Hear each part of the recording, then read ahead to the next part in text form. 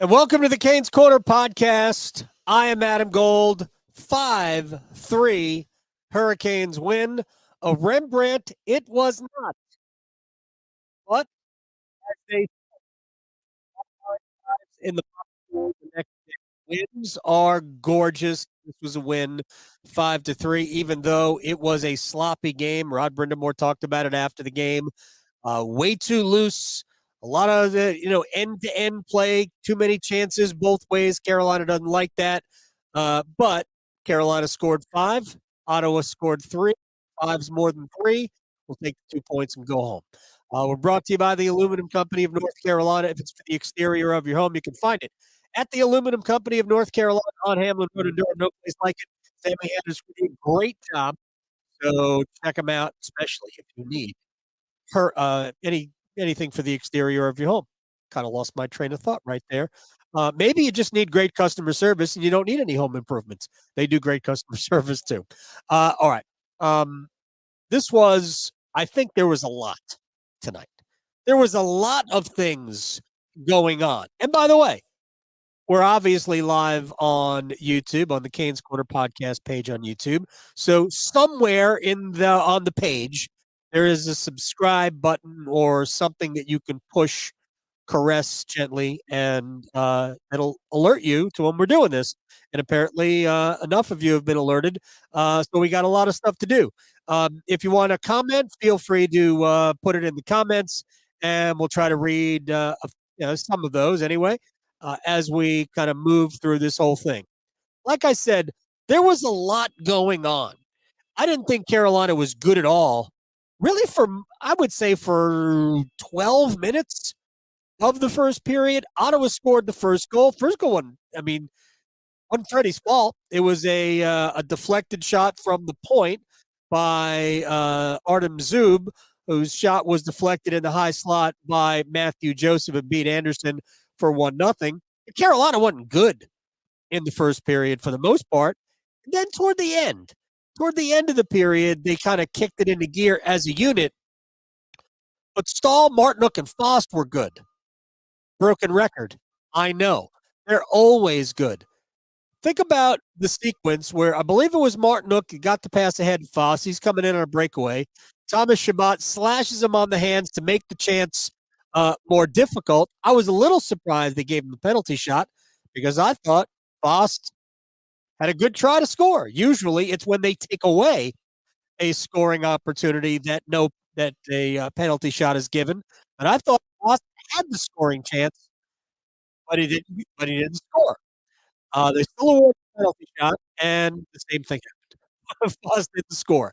A little bit later on, he had another opportunity that Martinook fit him, but it just kind of caromed off his stick. He just couldn't control it. Jordan Stahl whiffed on a chance in the slot, also off a pass from Martinook. Martinook overskated a puck in the slot on a rebound, a juicy rebound, and I saw him just put it, look to the rafters in the building.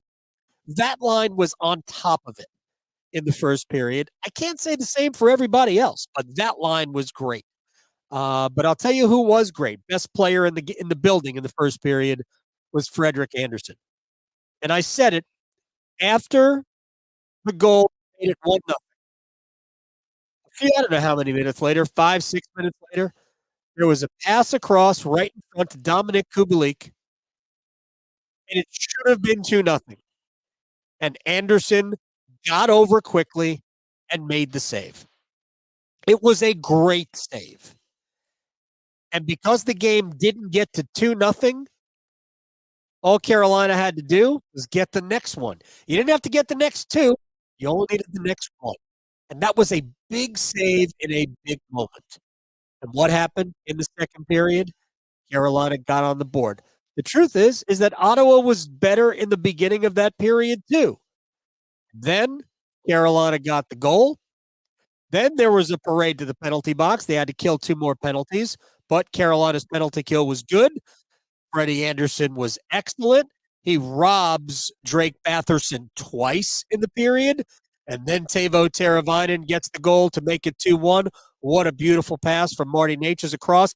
And it was at the end of, because Ottawa had another, I think it was No, it was Carolina got a power play after Ottawa had the back-to-back power plays. And Carolina's third power play, we'll talk specifically about the power play in a minute. Carolina's gets their third power play of the night. They don't score, but that power play built momentum. And from that point on, the Hurricanes were pounding Ottawa. That was the best part of the game, the best sequence of the game for Carolina. And when the pass came across from Natchez to Teravainen, this is after the power play had expired, well after the power play, but Carolina was just pouring it on at this point. To me, that was the best all night that Carolina looked. Great finish by Teravainen. Credit to Korpisalo. He almost got it. It went under his pad. I don't know if Tabo got all of it or not, but it went under Korpisalo's pad. That made it 2-1. And Carolina went to the intermission, the second intermission, with the 1-goal lead. And then Jordan Stahl, he and Jordan Martinook combined on a steal. Martinook gives it back to Stahl. A beautiful backhand under the crossbar goal, 20 seconds in, makes it 3. Carolina was, at that point, a better team. And then they get another power play, and this is where I thought Carolina really started to get sloppy. They overcame their own sloppiness, but here's where they started to, I think, get a little bit sloppy. The Dmitry Orlov on the power plays. I actually thought, and again, we'll get into the specifics of the power play in a minute. Orlov, this is late in the power play. There's no rotation back behind him. So Orlov, if you're going to shoot the puck, it has to get through. He got his shot blocked. I would say I'm looking down at the ice now. 10 feet above the two faceoff circles. It's blocked. It goes down the ice. Freddie Anderson has a notion to come out to play the puck.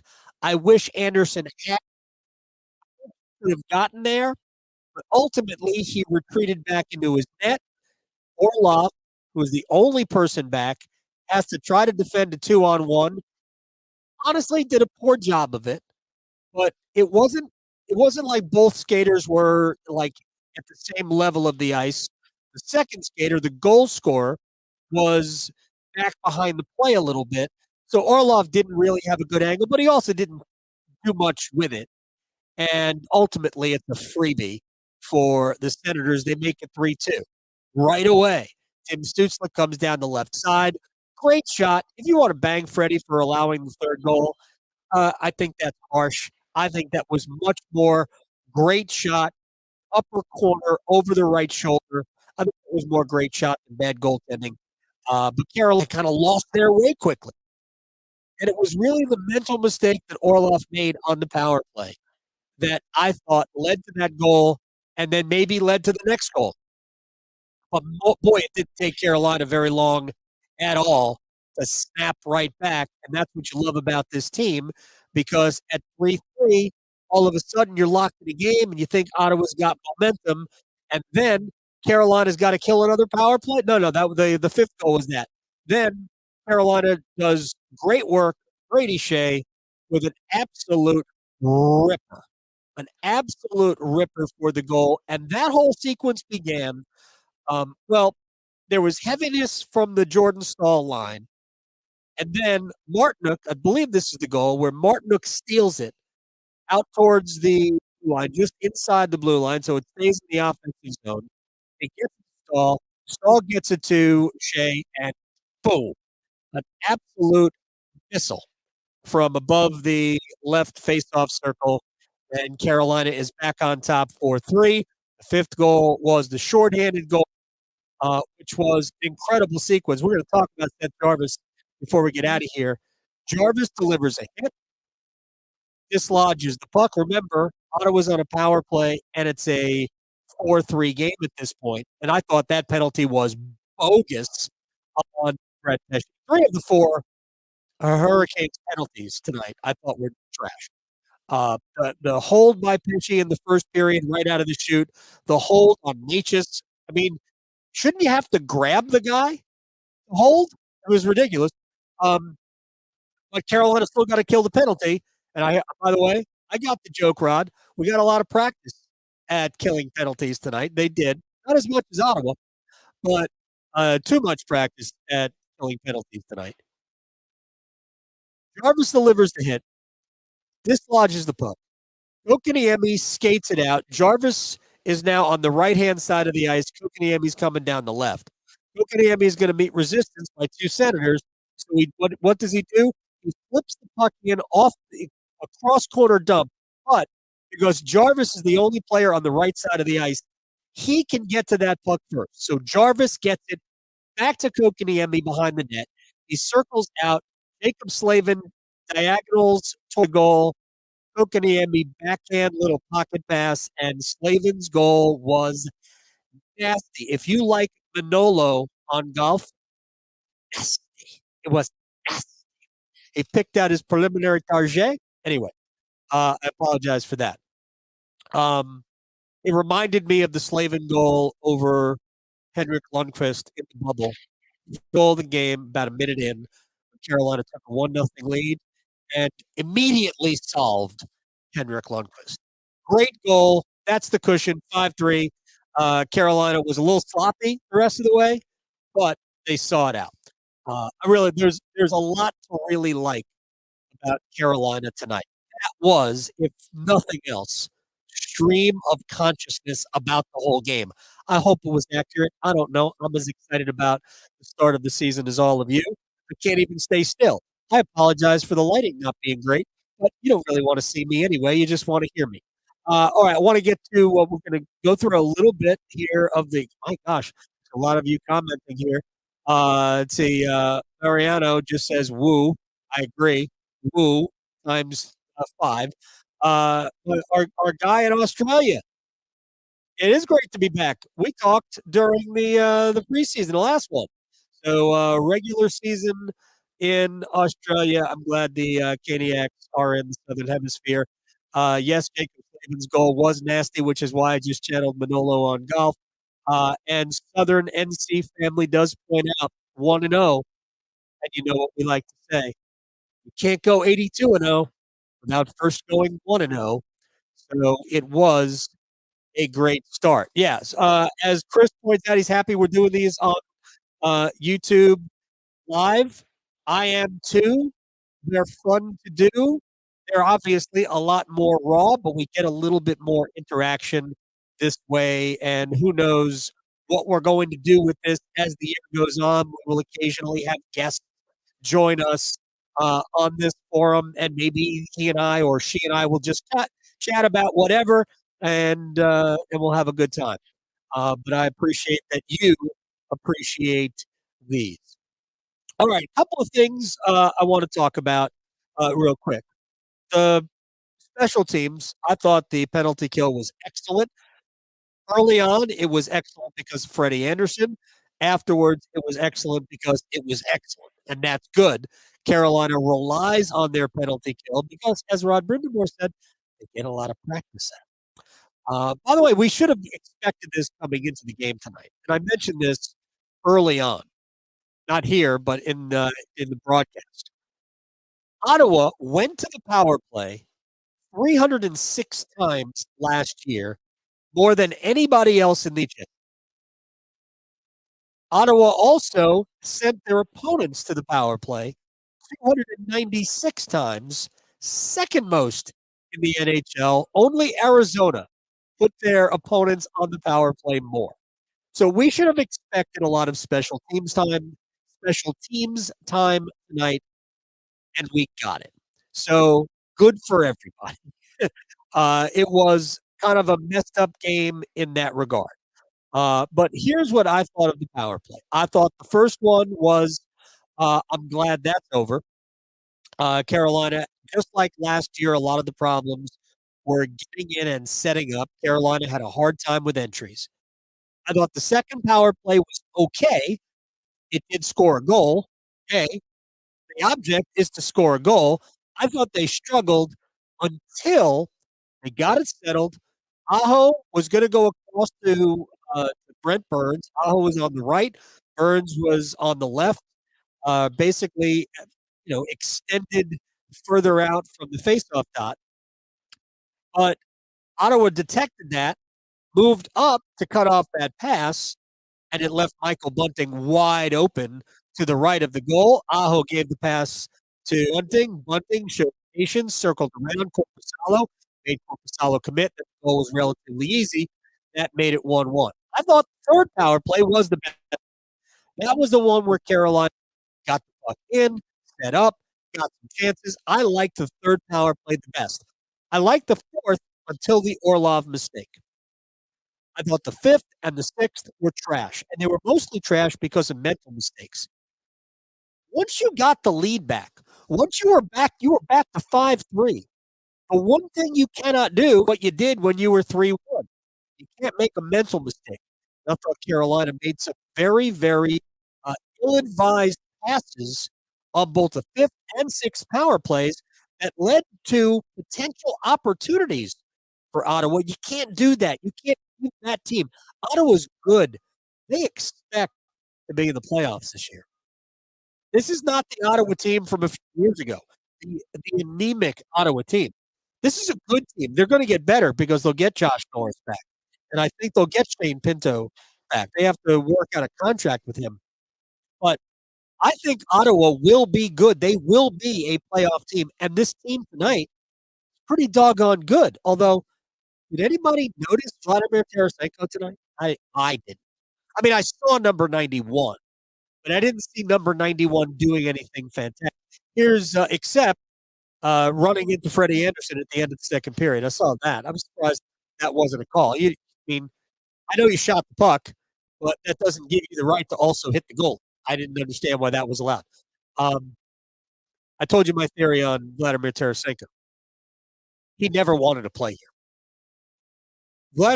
This is not a knock on Tarasenko. Everybody's got their own style. Vladimir Tarasenko is not going to play the way the Carolina Hurricanes, and everybody plays the way the Carolina Hurricanes play. If you're not going to come here and forecheck, you ain't going to play. That's it. Everybody does what the coach wants them to do, which is and pursue the puck, create chaos, right? Well, it was cause chaos, I think is the hashtag.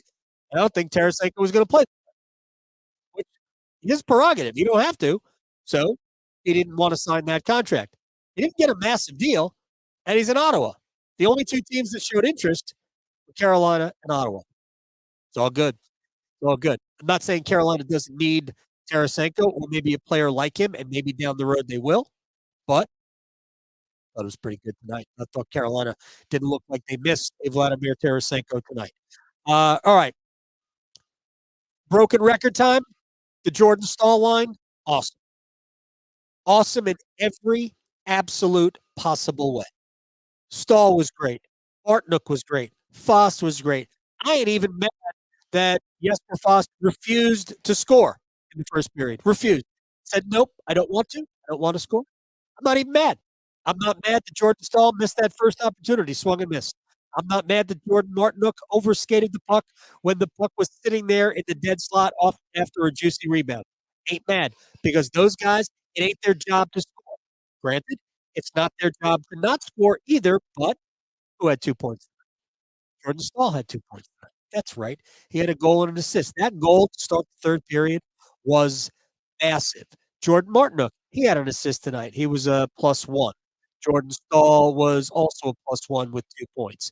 Jesper Foss had an assist tonight. He was +2. Those guys were tremendous. You know who else was great tonight? The entire Kotkaniemi line was great tonight.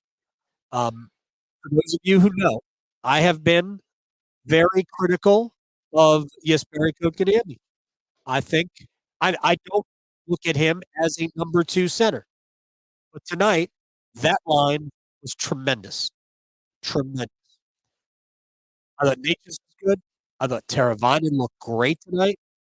But I thought, and this is why I gave Kotkaniemi my 3rd star. He does a lot of really smart things on the ice. I think he's great in front of the net on the power play. He's got a good shot. I'd like to see him utilize it more. I'd like to see him release it quickly.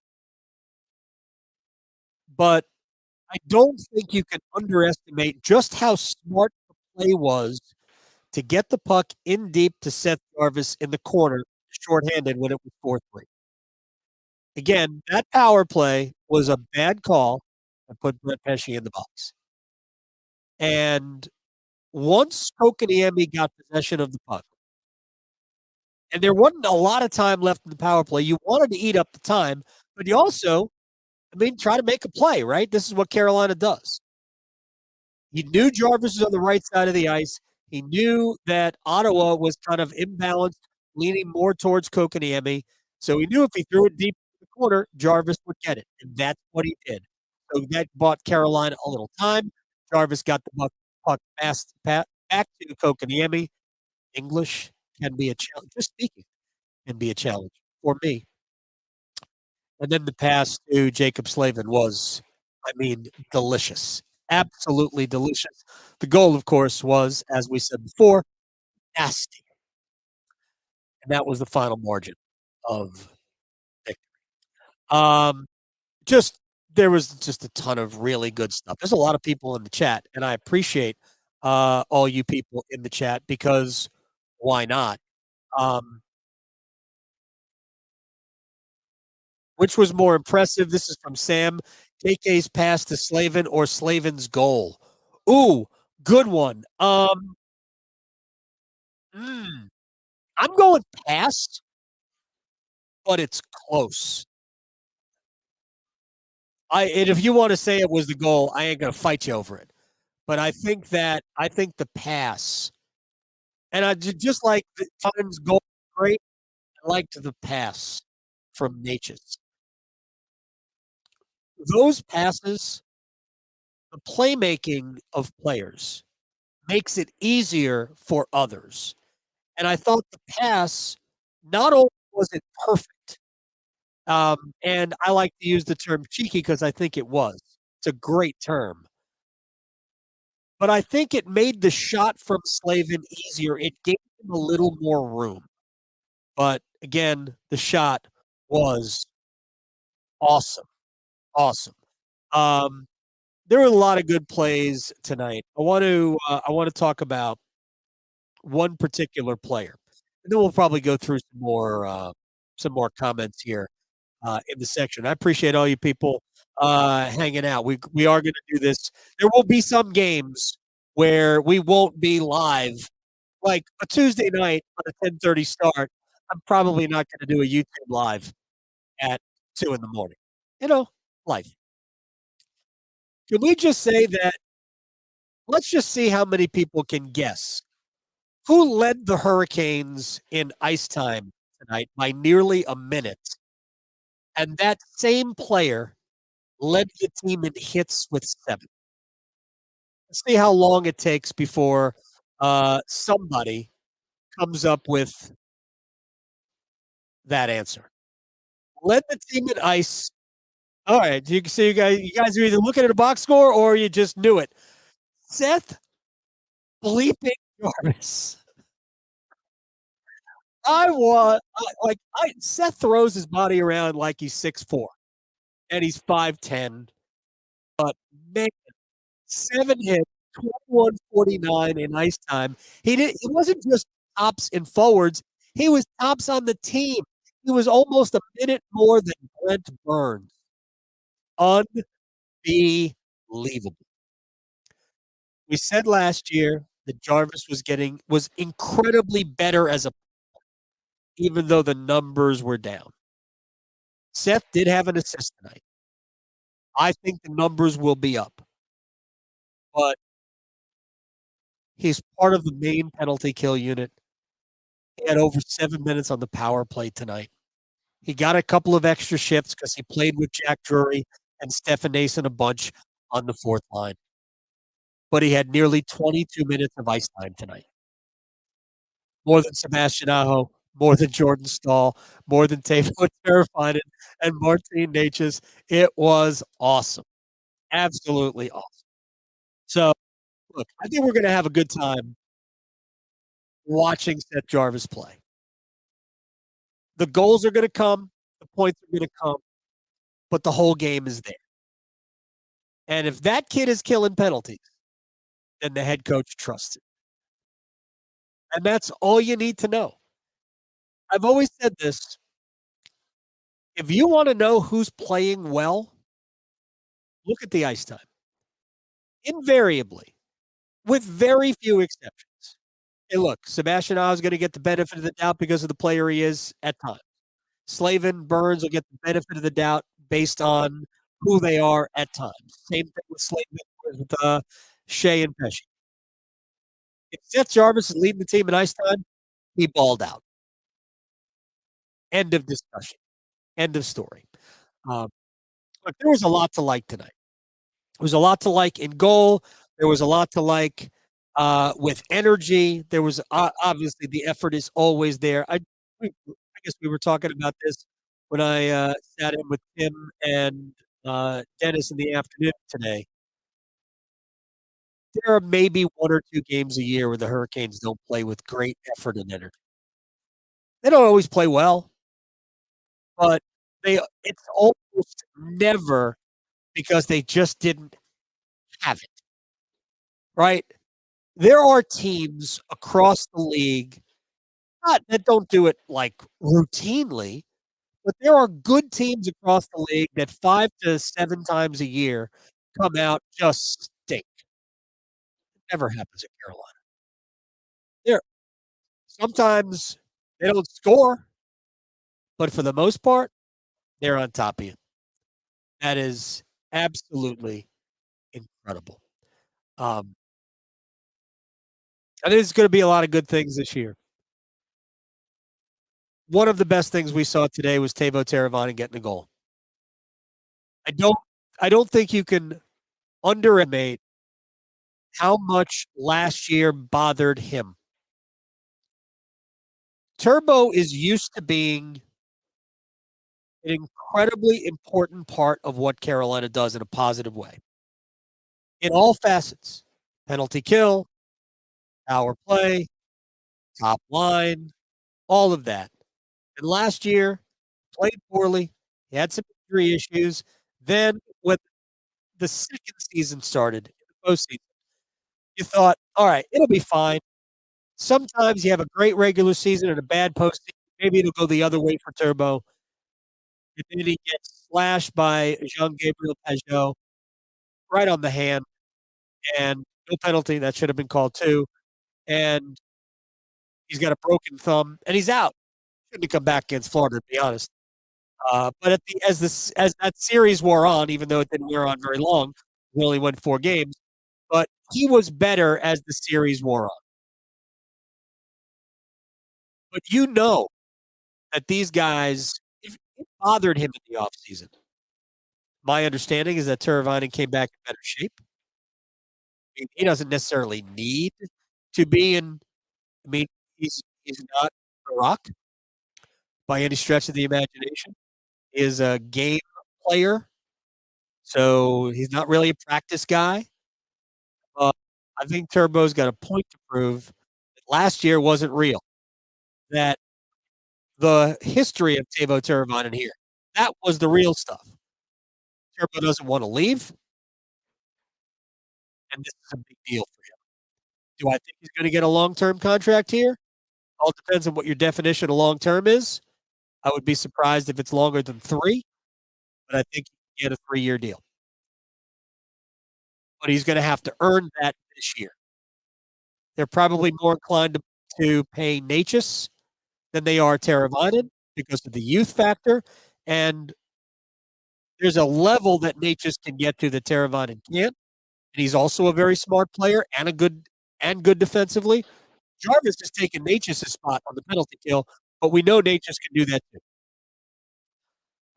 But it's just younger and he's bigger, and he just will last longer in the league because of that. And is Teravainen important? I think he's gonna have a big year.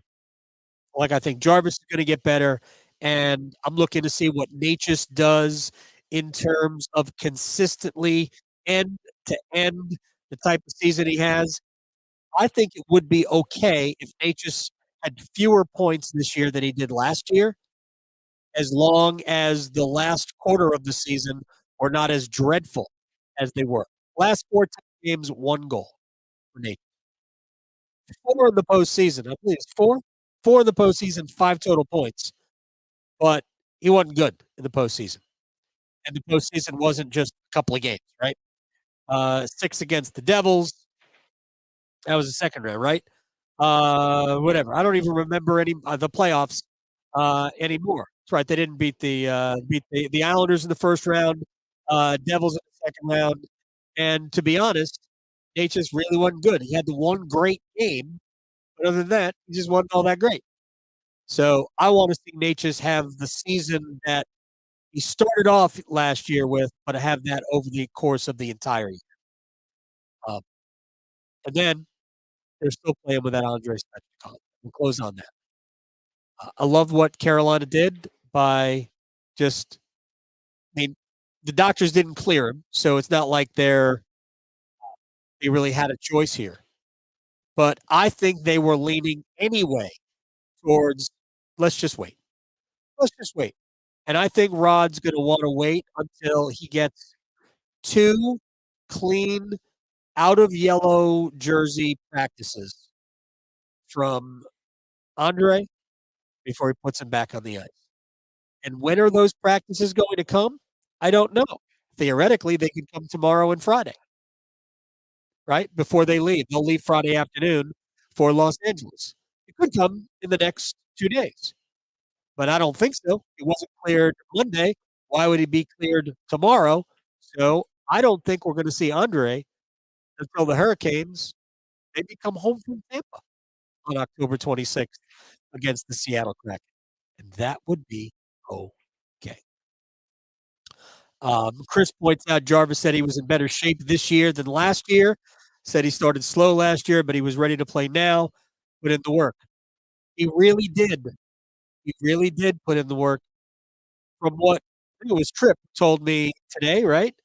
That Jarvis is lighter but has more muscle mass.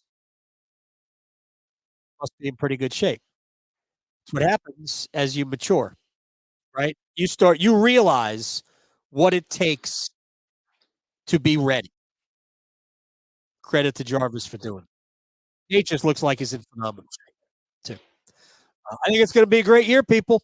And this is the first of, I mean, I'd be lying if I said it's going to be 82 in the regular season because I know that there are planned days where I will not be around. But for the most part, we are going to be here after every game. If you hear me in the Stormwatch or the aftermath, I'll be here, except for the West Coast. Until then, I appreciate your time and your interest and your fandom. We're brought to you by the Aluminum Company of North Carolina. If it's for the exterior of your home, you can find it at the Aluminum Company of North Carolina on Hamlin Road in Durham.